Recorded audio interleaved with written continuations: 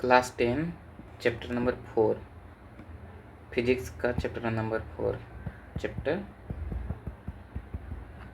4 विद्युत धारा के चुंबकीय प्रभाव।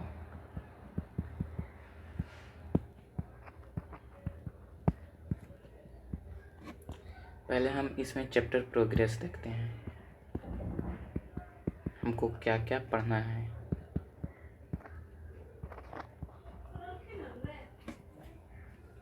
फर्स्ट टॉपिक है मैक्सवेल के दक्षिण हस्त नियम या दक्षिण हस्त अंगुष्ठ नियम, दोनों इसी को कहते हैं अंगुष्ठ नियम। और सेकंड टॉपिक है परिनालिका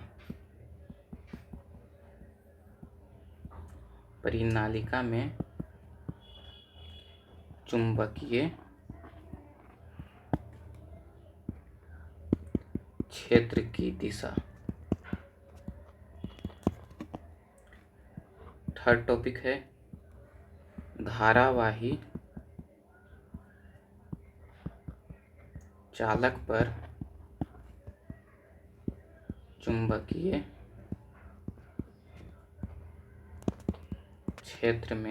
क्षेत्र से उत्पन्न बल। इसमें दो टॉपिक आएगा, धारावाही चालक पर चुंबकीय क्षेत्र से उत्पन्न बल में दो टॉपिक आता है। इसका फर्स्ट है ए नंबर फ्लेमिंग के वाम हस्त नियम, इसी के आधार पर होता है विद्युत मोटर। दूसरा टॉपिक होगा इसका विद्युत मोटर। अब फोर्थ टॉपिक है इसमें विद्युत चुंबकीय प्रेरण। इसमें भी एक टॉपिक है, फर्स्ट टॉपिक है विद्युत चुंबकीय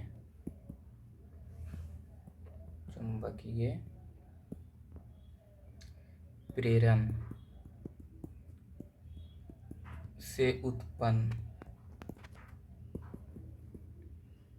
विद्युत धारा की दिशा, या इसको कहेंगे फ्लेमिंग के दक्षिण हस्त नियम। और इसमें पांचवा टॉपिक है विद्युत जनित्र। इसमें फर्स्ट है दिष्ट जनित्र, जिसको कि डीसी कहते हैं, और सेकंड है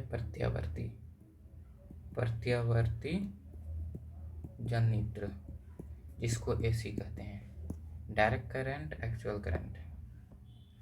और सिक्स टॉपिक है इसमें घरेलू परिपथ।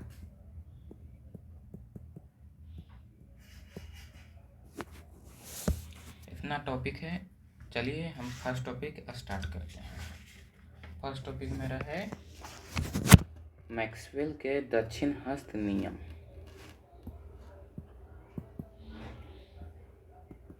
मैक्सवेल के दक्षिण हस्त नियम या फिर दक्षिण हस्त अंगुष्ठ नियम। ठीक है, देखिए ये क्या होता है।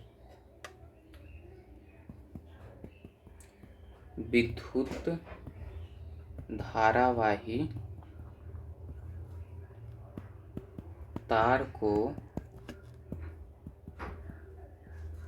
दाहिना हाथ से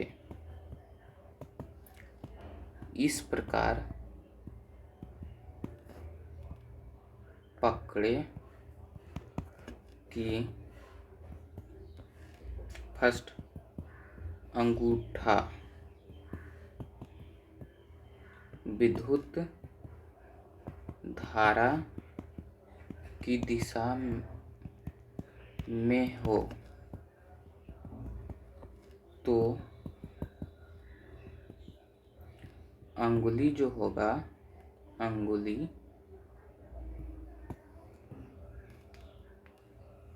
चुंबकीय क्षेत्र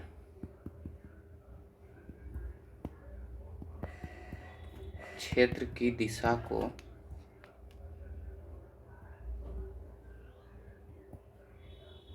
को बताती है। ये याद रखिएगा, अंगूठा यदि विद्युत धारा की दिशा में हो तो उंगली जो है विद्युत चुंबकीय क्षेत्र की दिशा को बताता है। यही है मैक्सवेल का दक्षिण हस्त नियम। आगे चलते हैं। अगला टॉपिक है परिनालिका में चुंबकीय क्षेत्र की दिशा। सेकंड टॉपिक है परिनालिका। पहले परिनालिका को समझते हैं। परिनालिका जो है एक कुंड, जैसे आप अपना पेन है आपके पास, तो उस पर कोई वायर लीजिए और लपेट दीजिए, तो जो और फिर पेन खींच लीजिए, तो जो गोल गोल बनेगा ना वही है परिनालिका। तो चलिए देखते हैं आगे। परिनालिका में चुंबकीय क्षेत्र की दिशा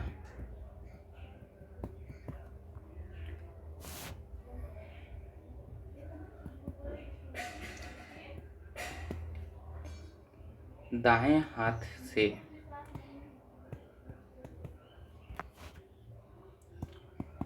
परिनालिका को इस प्रकार पकड़े कि अंगुली विद्युत धारा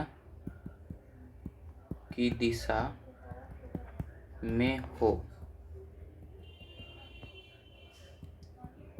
तो अंगूठा विद्युत चुंबकीय क्षेत्र की दिशा में होगा। यहाँ देखिए, इसमें उल्टा है, मैक्सवेल के दक्षिण हस्त नियम से उल्टा है। उसमें क्या करते थे कि दाहिने हाथ में ताड़ को पकड़ते थे और पहले हम अंगूठा को विद्युत चुंबकीय क्षेत्र की दिशा में करते थे, उसके बाद अंगुली विद्युत धारा की दिशा देती थी। देखिए, नहीं तो देखिए यहाँ पे यहाँ ध्यान रखिएगा, यहाँ अंगुली जो है, सॉरी यहाँ लिखना पड़ेगा फिर से, अंगुली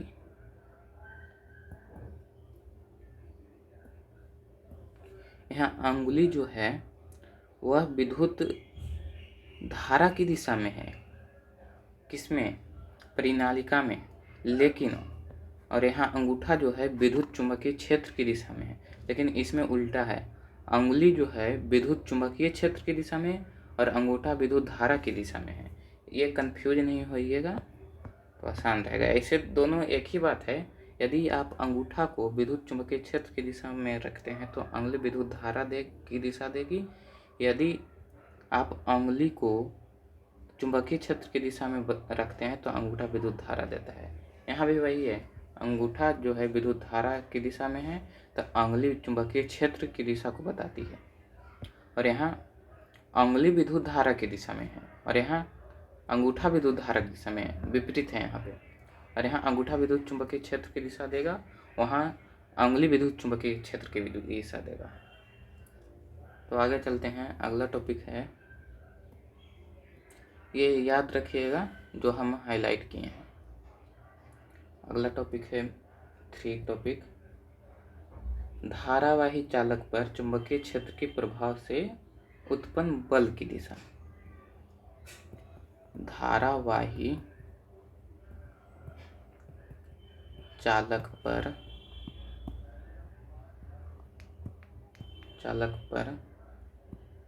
चुंबकीय क्षेत्र की दिशा, चुंबकीय क्षेत्र की प्रभाव से, दिशा नहीं सॉरी, प्रभाव से उत्पन्न बल की दिशा।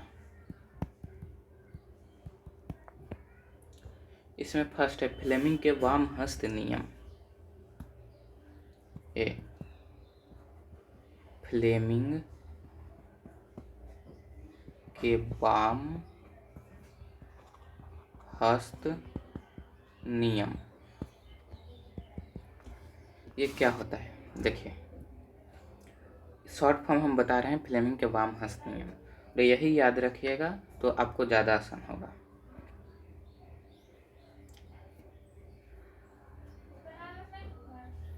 ये यदि अंगूठा है,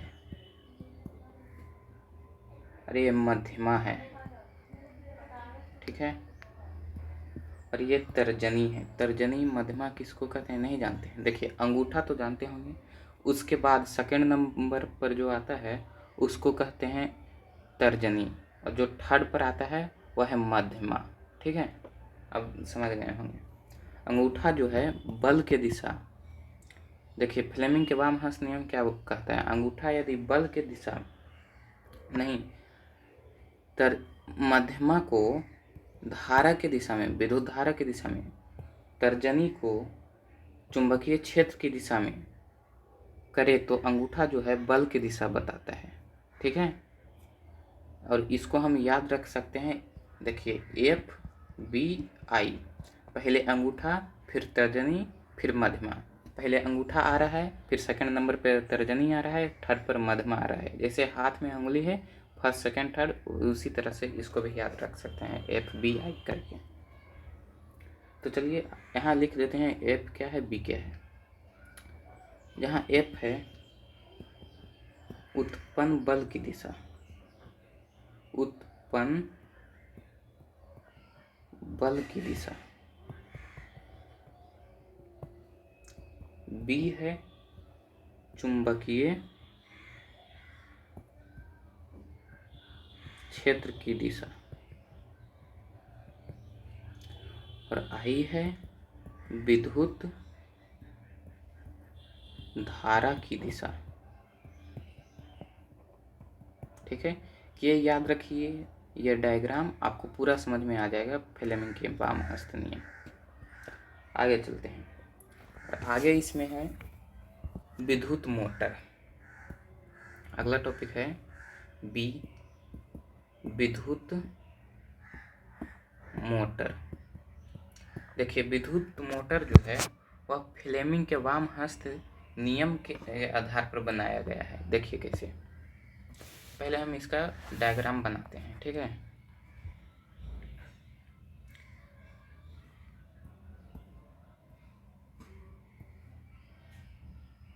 देखिए डायग्राम भी देखते चलिएगा, आपको आसानी होगा बनाने में।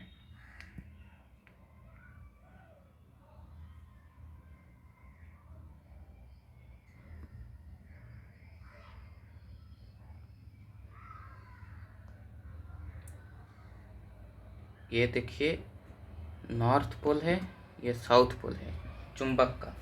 ठीक है, और ये बीच में आर्मेचर है, इसको आर्मेचर कहते हैं।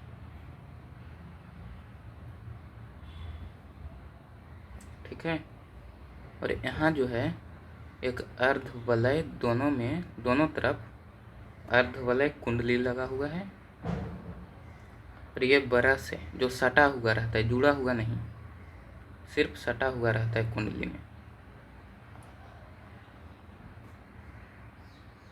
यहाँ देखिए ये बैटरी है,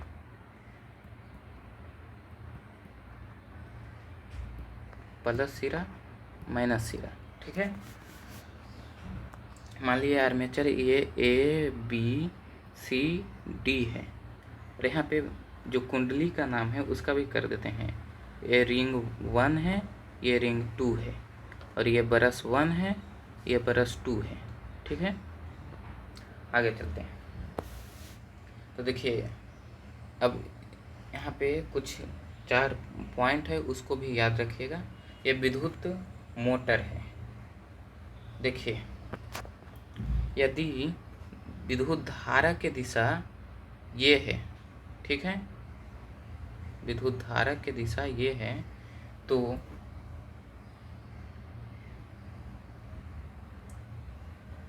विद्युत धारा की दिशा ये है और विद्युत चुंबकीय क्षेत्र की दिशा देखिए नॉर्थ से साउथ है, तो बल की दिशा कहाँ होगा? देखिए आप अपना दाहिना हाथ लाइए। दाहिना हाथ के नियम से क्या होता है? देखिए पहले नंबर तो आप विद्युत धारा की दिशा में मध्यमा को रखिए, फिर तर्जनी को विद्युत चुंबकीय क्षेत्र की दिशा में रखिए। उसके बाद अंगूठा जो आएगा वह दिखाएगा बल की दिशा, मध्यमा को विद्युत क्षेत्र की दिशा में, फिर तर्जनी को विद्युत चुंबकीय क्षेत्र की दिशा में, ठीक है। उसके बाद अंगूठा जो होगा वह बल की दिशा देगा। तो यहाँ जो बल लग रहा है वह लग रहा है इधर की ओर, ऐसे घूमेगा ये, ठीक है। ये जो मोटर है ऐसे घूमेगा। अब आप कीजिएगा तो आपको प्रैक्टिकल में ज़्यादा समझ में आएगा। हम बता दिए। और यहाँ पे कुछ पॉइंट है, 4 बिंदु है, उसको ध्यान में रखिएगा और हो जाएगा आपका। यहाँ पे आर्मेचर जो ABCD है कि दोनों सिरा को, आर्मेचर ABCD के दोनों सिरा, एक सिरा ये एक सिरा ये को अर्धवलय रिंग से जोड़ा गया है, ठीक है। और ये रिंग जो है R1 और R2 दोनों ब्रश B1 और B2 से सटा हुआ है। और वलय को, यदि वलय आधा घूमता है, देखिए वलय मोटर यदि आधा घूमता है तो ये ब्रश जो है सेकेंड वाला वलय में सट जाता है, फर्स्ट वाला ब्रश सेकेंड वाला वलय में सट जाता है। इसलिए इसका जो दिशा है वह परिवर्तित नहीं होता है। तो लिखते हैं ये सब। आर्मेचर ABCD के दोनों सिरा को अर्धवलय से जोड़ा गया है, जो कि R1 और R2 है, ठीक है। सेकेंड पॉइंट क्या होगा? सेकेंड पॉइंट होगा दोनों अर्धवलय एक एक ब्रश से सटा हुआ है, जुड़ा हुआ नहीं रहता है, सटा हुआ सिर्फ रहता है, ठीक है। दोनों वलय, अर्धवलय लिखिए,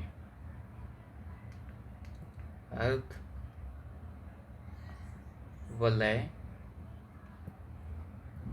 एक एक ब्रश B1 B2 से सटा रहता है। थर्ड पॉइंट होगा इसमें,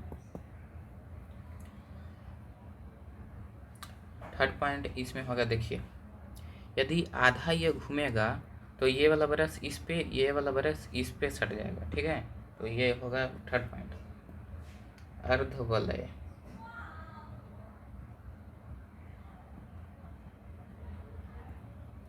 अर्धवलय को आधे घूमने से ब्रश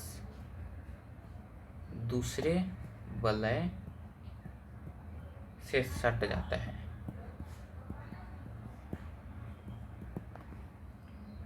और सट जाता है जिससे धारा की दिशा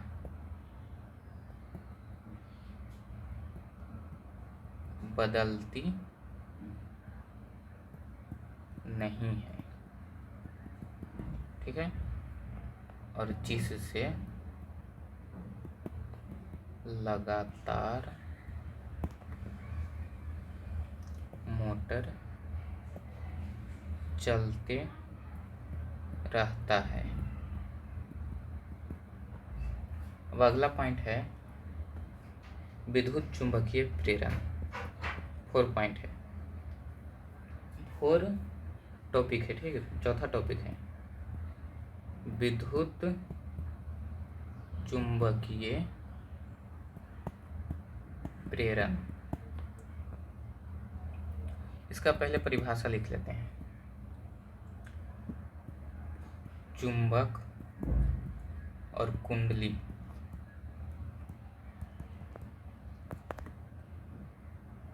के बीच गति उत्पन्न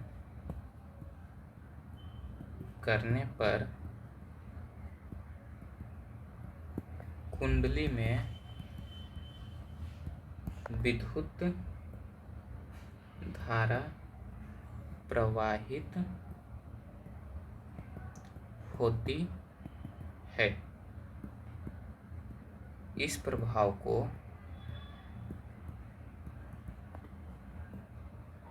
ही विद्युत चुंबकीय प्रेरण कहते हैं। इसका परिभाषा हो गया। और इसमें 2 टॉपिक आएगा, देखिए कौन कौन। यहाँ इसमें आएगा एक तो विद्युत चुंबकीय प्रेरण।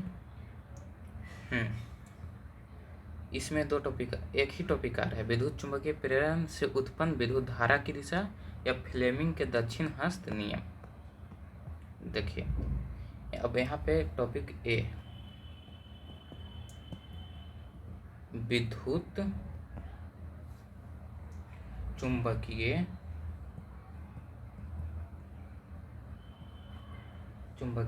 प्रेरण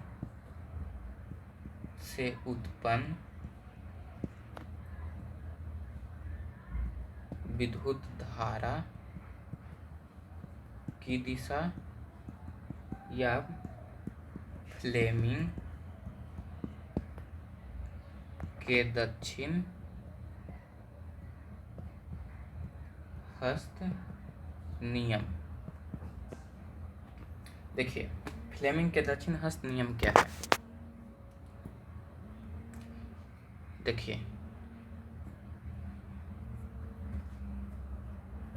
यदि ये अंगूठा है, ये मध्यमा है, ये तर्जनी है,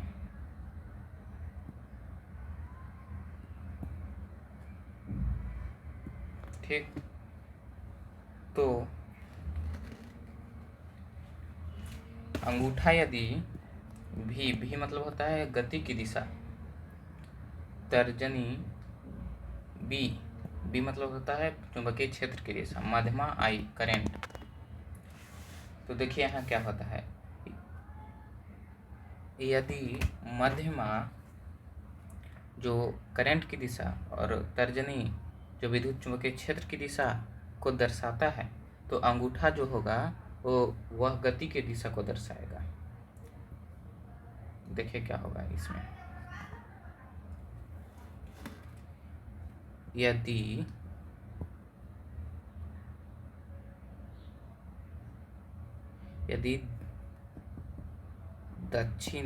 दाहिना हाथ के अंगूठा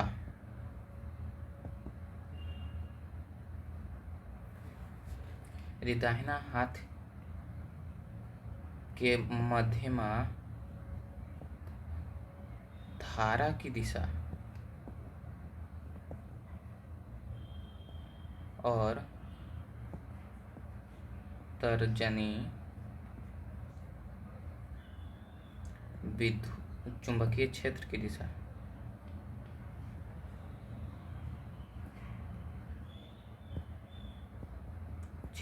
दिशा को बताता है तो अंगूठा जो होगा, अंगूठा गति की दिशा को बताएगा। ये इतना याद नहीं रख सकते हैं, सिर्फ ये डायग्राम याद रखिए और यहाँ पे याद रखिएगा VBI। फ्लेमिंग के दक्षिण हस्त नियम के लिए VBI याद रखिएगा। ठीक है, आगे चलते हैं। अब पांचवा टॉपिक यहाँ पे है। पांचवा टॉपिक क्या है? विद्युत, शायद विद्युत जनित्र होगा, देखने दीजिए। विद्युत जनित्र है, दिष्ट जनित्र और प्रत्यावर्ती जनित्र। विद्युत जनित्र, अब विद्युत जनित्र का परिभाषा क्या होता है? यांत्रिक ऊर्जा को विद्युत ऊर्जा में बदलने के लिए उपकरण को ही विद्युत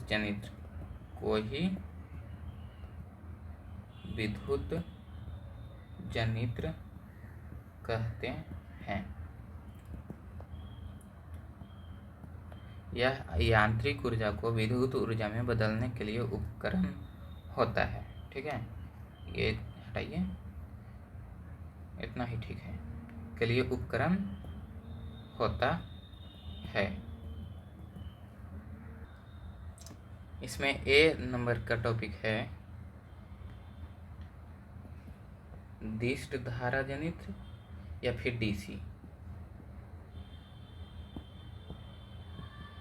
दिष्ट धारा जनित्र या DC, इसको डायरेक्ट करंट भी कहते हैं। ठीक है, इसका क्या है देखिए। दिष्ट धारा जनित्र और प्रत्यावर्ती धारा जनित्र दोनों जो है फ्लेमिंग के दक्षिण हस्त नियम पर आधारित है। ठीक है, यहाँ ध्यान दीजिएगा, फ्लेमिंग के दक्षिण हस्त नियम पर ही आधारित है दिष्ट धारा जनित्र और प्रत्यावर्ती धारा जनित्र। ठीक है, तो देखिए इसका पहले हम डायग्राम बनाते हैं। कैसा होता है डायग्राम, वह देख लीजिए पहले।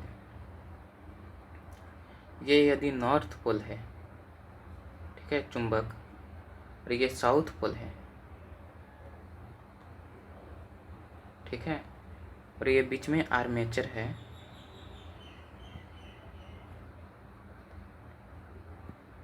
और ये अर्ध कुंडली है इसका, ये दोनों का, इसमें बरस है, इसमें बरस है।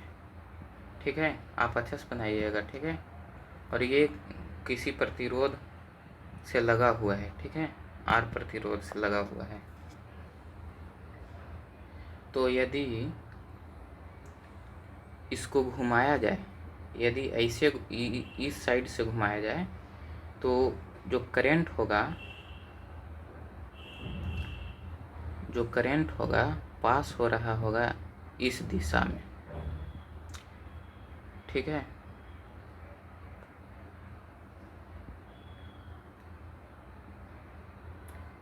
इसको कैसे निकाल सकते हैं? तो फ्लेमिंग के दक्षिण हस्त नियम से हम निकाल सकते हैं इसको।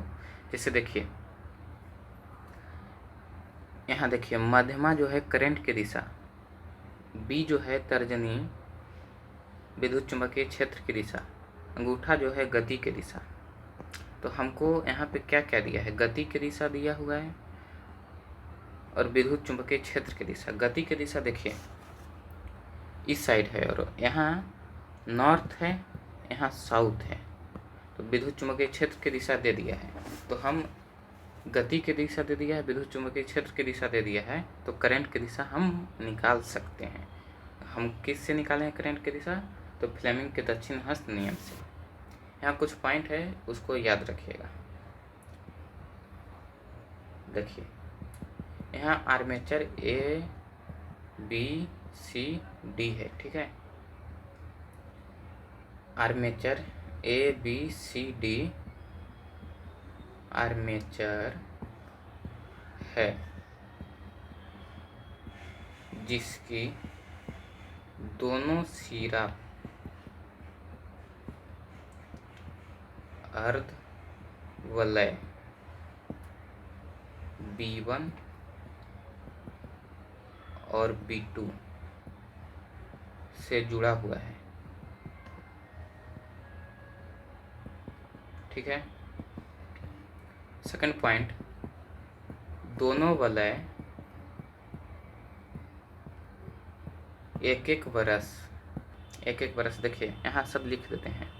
ये है B1, ये है B2, सॉरी ये R1 है, ये R2 है, ये B1 B2 है और ये B1 है। बरस, एक एक बरस B1 और B2 से सटा हुआ है, जुड़ा हुआ नहीं रहता है, ठीक है। अर्ध चक्कर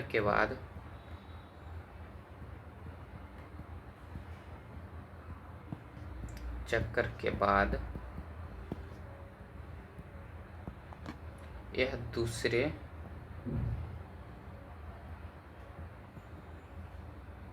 वलय से सट जाता है, जिससे धारा की दिशा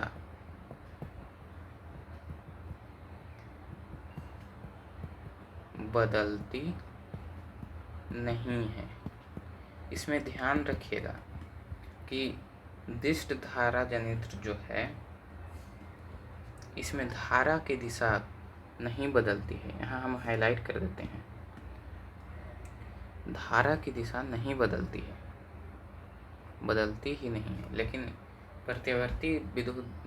प्रत्यावर्ती जनित्र में धारा की दिशा बदल जाएगी।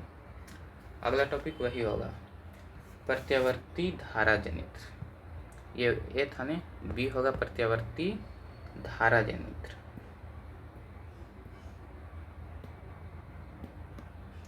बी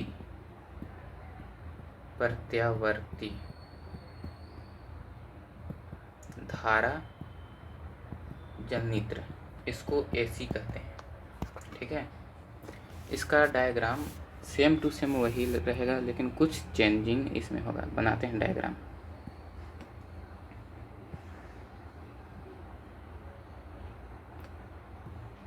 ये दोनों चुंबक है, एक नॉर्थ एक साउथ, ठीक है। ये यदि नॉर्थ है तो ये साउथ है। बीच में आर्मेचर होगा,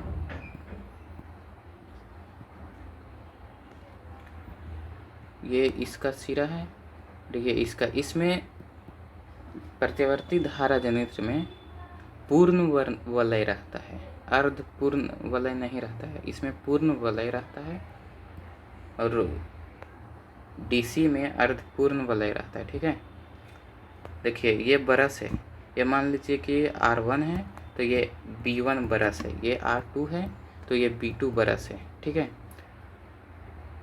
ये R प्रतिरोध से जुड़ा हुआ है, प्रतिरोध R से। तो देखिए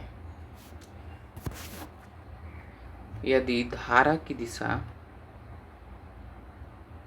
जिस साइड हम लगा रहे हैं साइन, इधर है से जा रही धारा, तो ये घूम रहा होगा इस दिशा में, ठीक है। और इसका हम कैसे पता लगाएं?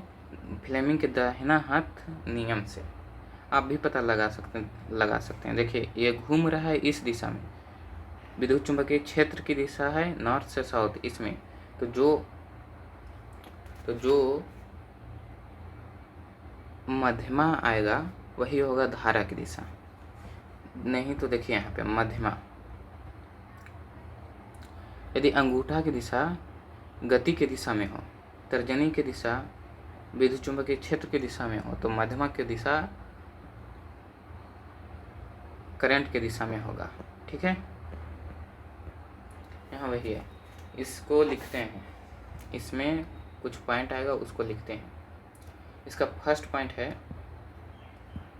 सब सेम ही है, ए और बी जो यहाँ प्रतिवर्ती धारा जनित्र और दिष्ट धारा जनित्र दोनों जो है वह फ्लेमिंग के दक्षिण हस्त नियम के अनुसार ही चलता है। ABCD एक आर्मेचर है, ठीक है, जिसकी भुजा एक पूर्ण वलय, ये यहाँ पे ध्यान रखिएगा, पूर्ण वलय से जुड़ा है। सेकंड पॉइंट क्या है? दोनों वलय B1 और B2 एक बरस से सटा है, जिससे आधा चक्कर लगाने के बाद धारा की दिशा बदल जाती है, ठीक है, इतना याद रखिएगा। अब यहाँ पे अगला टॉपिक होगा घरेलू परिपथ, देख लेते हैं। हाँ, अगला टॉपिक है घरेलू परिपथ। उससे पहले हम AC और DC में अंतर कुछ समझ लेते हैं, ये कभी कभी आ सकता है एग्जाम में, पॉइंट लिखिए। दिष्ट धारा DC और प्रत्यावर्ती धारा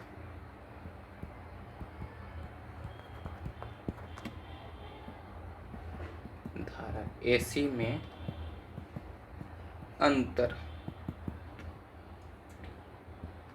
यहाँ लिखिए दिष्ट धारा,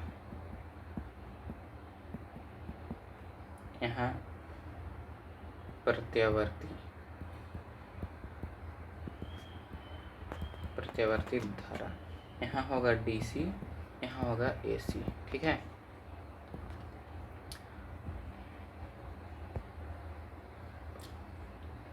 अब यहाँ कुछ ध्यान रखिएगा, इसमें जो है विद्युत प्रत्यावर्ती धारा जनित्र में जो है विद्युत धारा की दिशा हमेशा बदलती रहती है, ठीक है।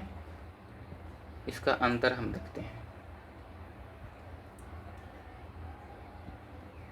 फर्स्ट अंतर ये है कि इसका DC का दिशा परिवर्तित नहीं होती है। क्यों? क्योंकि इसमें अर्धवलय कुंडली लगा हुआ रहता है, ठीक है। और इसका जो दिशा होता है AC का दिशा बदलती रहती है,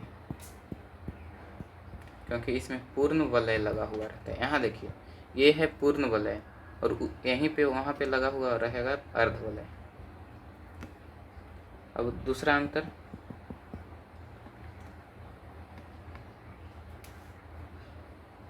दिष्ट धारा जो है इंडिया में 220 वोल्ट और इसकी आवृत्ति 50 हर्ट्ज रहती है, ठीक है। और इसको सभी उपकरण में उपयोग किया जा सकता है। इसको सभी उपकरण में उपयोग किया जा सकता है, ठीक है। लेकिन इसका क्या होगा, इसको सभी उपकरण में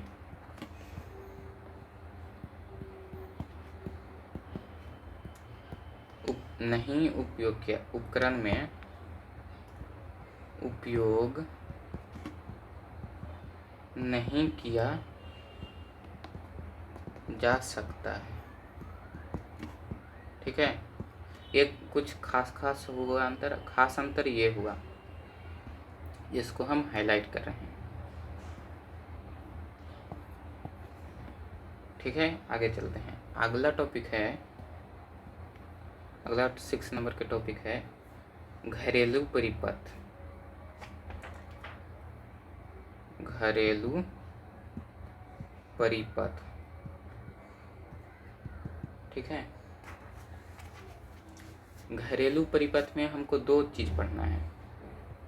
फर्स्ट टॉपिक है इसमें लघुपथन। लघुपथन, इसको इंग्लिश में कहते हैं शॉर्ट सर्किट, ठीक है। इसका देखिए क्या होता है, पहले परिभाषा समझ लीजिए, उसके बाद देसी स्टाइल में समझा देंगे।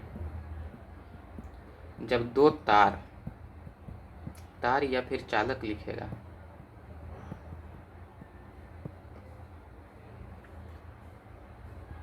एक साथ मिल जाते हैं तो उसका प्रतिरोध हम समझाएं पिछला चैप्टर में, प्रतिरोध शून्य हो जाता है।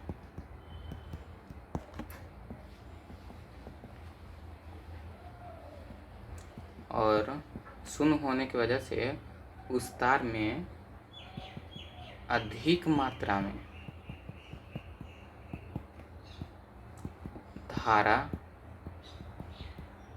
प्रवाहित होने लगता है, जिससे तार में आग लग जाती है। और इसी घटना को ही कहते हैं लघुपतन या फिर शॉर्ट सर्किट। अब यहाँ पे इससे बचने के लिए एक उपाय भी है और उसका नाम है फ्यूज, ठीक है। जो कि कोई भी फ्यूज जो होगा उसका निम्नलिखित गुण होना चाहिए। इसका निम्न गुण होना चाहिए।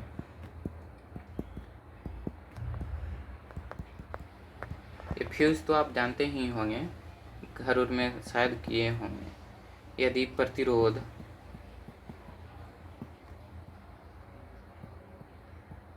उच्च होना चाहिए, देखिए फ्यूज के क्या गुण होना चाहिए, तो फ्यूज के गुण जो है प्रतिरोध उच्च होना चाहिए। क्यों उच्च होना चाहिए कि जरा सा भी ज़्यादा करंट आए तो प्रतिरोध उच्च होने की वजह से फ्यूज टूट जाए। प्रतिरोध ज़्यादा होगा फ्यूज के तो गल जाएगा फ्यूज। सेकंड है इसका गलनांक निम्न होना चाहिए। प्रतिरोध उच्च होना चाहिए और गलनांक निम्न होना चाहिए। थर्ड पॉइंट है इसका, इसको विद्युतमय तार में श्रेणी क्रम में जोड़ना चाहिए। फ्यूज को श्रेणी क्रम में जोड़ा जाता है, ना कि समांतर क्रम में।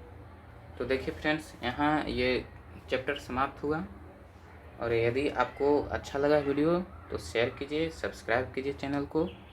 और यदि आप इसका डिटेल वीडियो देखना चाहते हैं तो चैनल पे जाइए, इसका पार्ट डिटेल वीडियो भी होगा।